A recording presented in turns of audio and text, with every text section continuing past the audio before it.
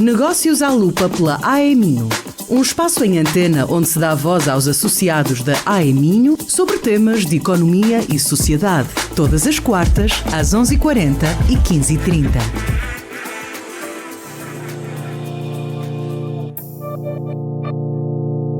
Olá, sejam muito bem-vindos a mais um episódio do Negócios à Lupa pela AEMinho. Eu sou Marcelo Emsdorf e neste mês de julho o tema é o papel da banca no desenvolvimento da economia.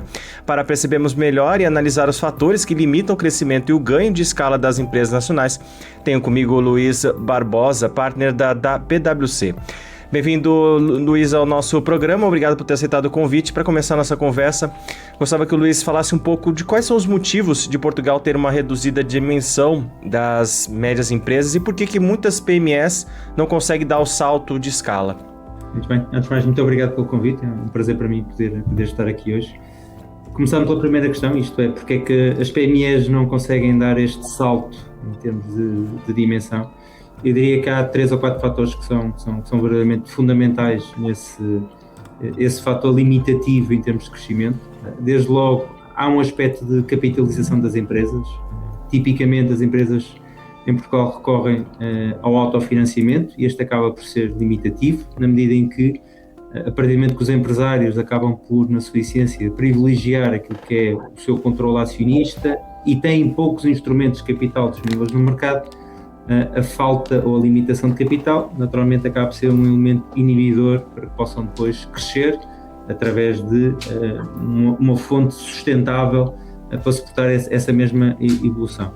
Há aqui aspectos igualmente relevantes do ponto de vista da própria aversão ao risco e no fundo, muitas vezes vemos uma abordagem conservadora, tentando adiar ao máximo investimentos que possam ser transformacionais, mas também aquela sempre fácil decisão de apenas, no fundo, investir quando existe praticamente total visibilidade sobre o sucesso. Isto acaba por ser um fator que acaba por, muitas vezes, levar a que se percam oportunidades que são potenciadoras desse mesmo crescimento. Acho que a profissionalização da gestão é igualmente um aspecto relevante e muitas empresas ainda estão muito dependentes dos seus fundadores. Por isso, toda esta lógica de planeamento estratégico, de potenciar aquilo que são as oportunidades de mercado, a captação e retenção de talento são fatores que levam a que, eventualmente, tenhamos uma menor profissionalização, maior dificuldade em poder potenciar esse mesmo crescimento. E se calhar aquele que é mais crítico, ainda assim, porque acaba por interferir em tudo aquilo que acabei de dizer, tem a ver com a própria escala. Na verdade, Portugal é um país geograficamente com as suas limitações, o contexto europeu ainda é um mercado bastante fragmentado, há uma grande dificuldade nas nossas empresas em poderem, no fundo, beneficiar da escala existente. Para isso tem que ter modelos de negócio que sejam rapidamente ou sustentadamente internacionalizáveis e muitas vezes esses modelos não têm essa natureza. Nós temos vários exemplos de startups e pequenas e médias empresas que atingiram, no fundo, uma escala praticamente global e estamos a falar, se calhar, de uma TechEver, estamos a falar de uma Sword, nós estamos a falar de um conjunto de empresas que acabaram, muitas delas, por atingir patamares de referência, FedSci, entre outros, OutSystems. Há vários exemplos, nisso Portugal tem sido bastante pródigo, de empresas que conseguiram atingir esse patamar. Infelizmente, a grande maioria ainda tem essa mesma limitação em termos de aquisição de escala. E Luiz, desculpa te interromper, até só para pegar uma parte que o Luiz falou, da profissionalização das empresas. Existe uma gestão de risco e de capacidade de investimento por parte das empresas? Existem, o Luiz chegou a citar algumas startups que conseguem escalar, mas essas médias empresas, especialmente, elas têm essa capacidade de ter uma gestão profissionalizada de risco e também de análise de capacidade de investimento? E esse acesso ao financiamento também é facilitado pela parte da banca, por exemplo? Comecemos pelo primeiro ponto. Relativamente a essa profissionalização, naturalmente a existência de business schools e uma maior ligação do mundo académico, do mundo empresarial, e onde aqui a própria banca pode ter um papel importante de apoiar as empresas nesse crescimento, é algo que ainda tem vários passos a serem dados. A partir do momento que nós temos modelos de negócio que sejam, como há pouco referi, apostar em inovação, que sejam escaláveis e que tenham uma dimensão internacional, tudo isso são condições que podem levar a que verdadeiramente essas empresas possam depois crescer, beneficiando da escala que vai suportar essa mesma expansão. E isso é um caminho a ser feito e passa por esta maior ligação de criação de um ecossistema pródigo a que existe esta visão muito mais estratégica, muito mais para além de fronteiras e muito mais ambiciosa naquilo que é o crescimento que pode ser alcançado. Relativamente ao financiamento bancário, eu acho que há aqui um aspecto que é relevante. O crescimento sustentável de uma empresa requer sempre uma combinação sustentável entre dívida e capital. Não há falta de crédito globalmente. O que é importante é que exista um bom mix entre crédito e capital, isto é, que exista de alguma forma instrumentos de apoio à capitalização das empresas que em conjunto com a estrutura de financiamento vai permitir, no fundo, canalizar verbas para aquilo que é o investimento que tem que existir em várias dimensões, não só em termos de trazer a tecnologia e inovação que hoje existe, como expandir para além mercados, como também facultar aquilo que é uma melhor gestão de risco. E hoje em dia as empresas têm que olhar para dimensões como a cibersegurança, como a adoção do AI, como a própria descarbonização, que é algo que é inevitável, e tudo isso requer, no fundo, investimento, e para isso é importante haver o tal mix adequado entre capital e aquilo que é dívida externa, e aqui a banca em Portugal é claramente o principal fornecedor de fontes de financiamento através de dívida. E até nesse sentido, também puxando pelo papel da banca também, que é o nosso tema do mês, qual é o papel desse setor no desenvolvimento de empresas de maior dimensão? E também existem linhas facilitadoras por parte dessas bancas, ou seja, elas buscam também auxiliar as empresas a terem um acesso mais facilitado e um crescimento também sustentado?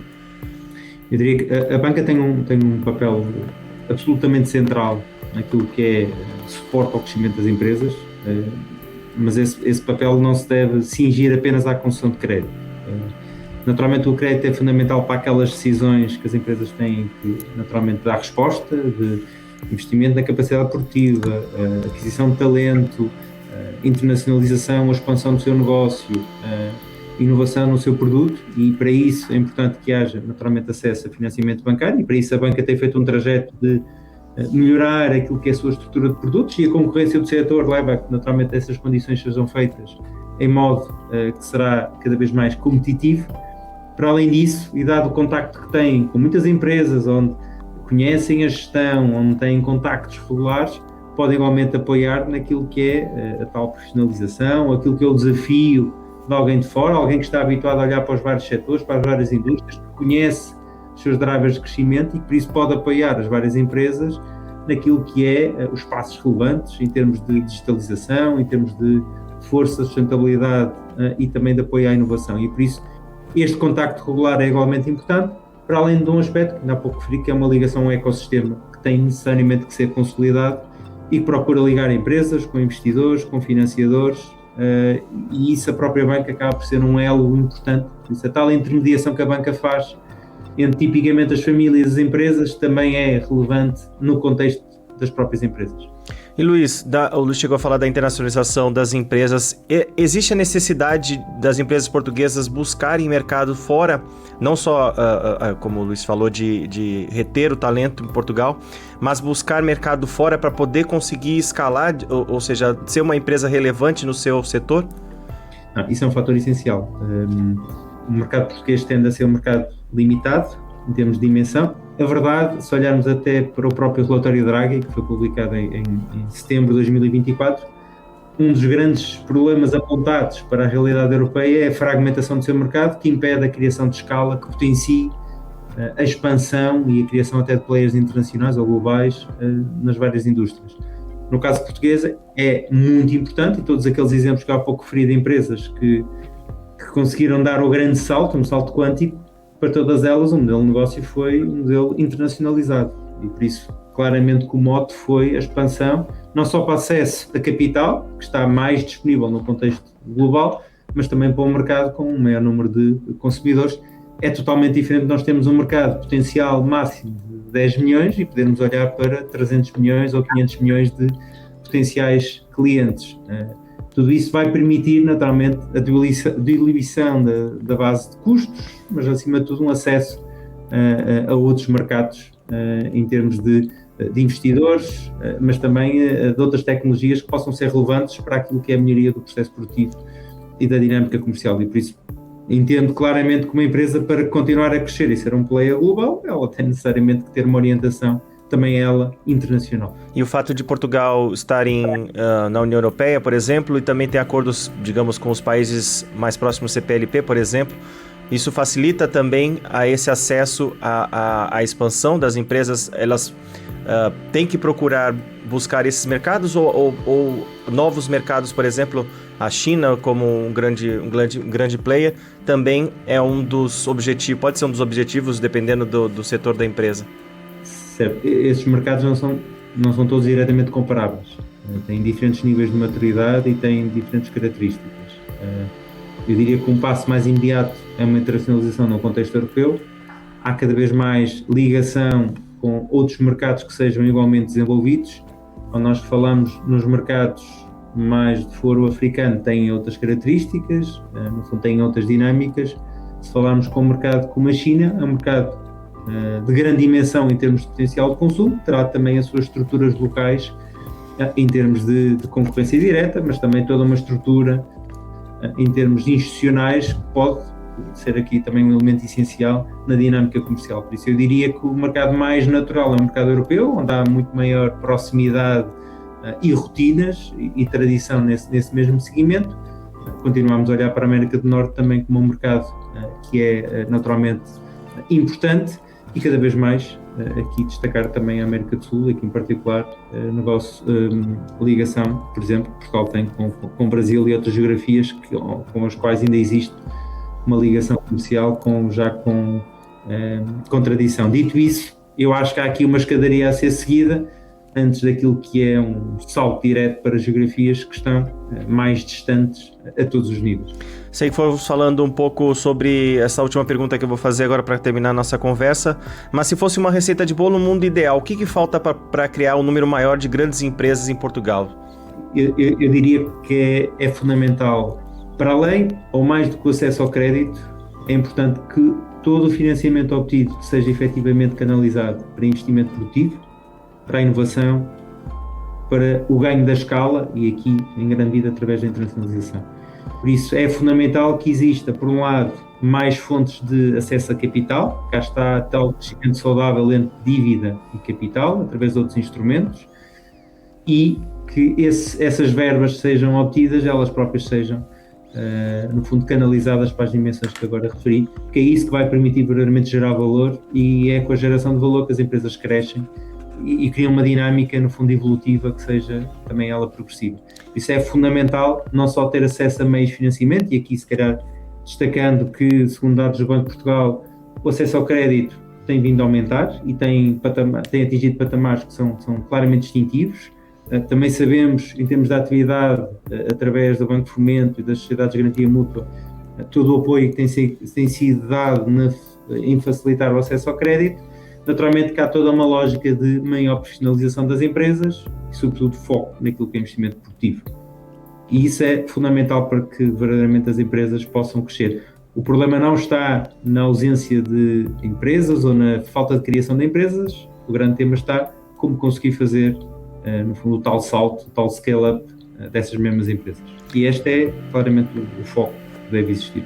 Tá certo, Luiz. Muito obrigado pela sua participação aqui no Negócios à Lupa pela AEMinho e uma continuação de um bom dia. Muito obrigado, foi um prazer.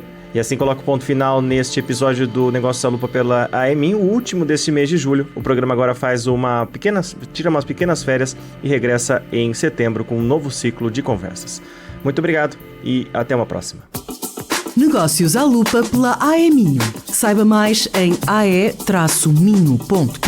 e acompanhe a atualidade através das redes sociais em facebook.com/Associação Empresarial do Minho e no LinkedIn AEMinho.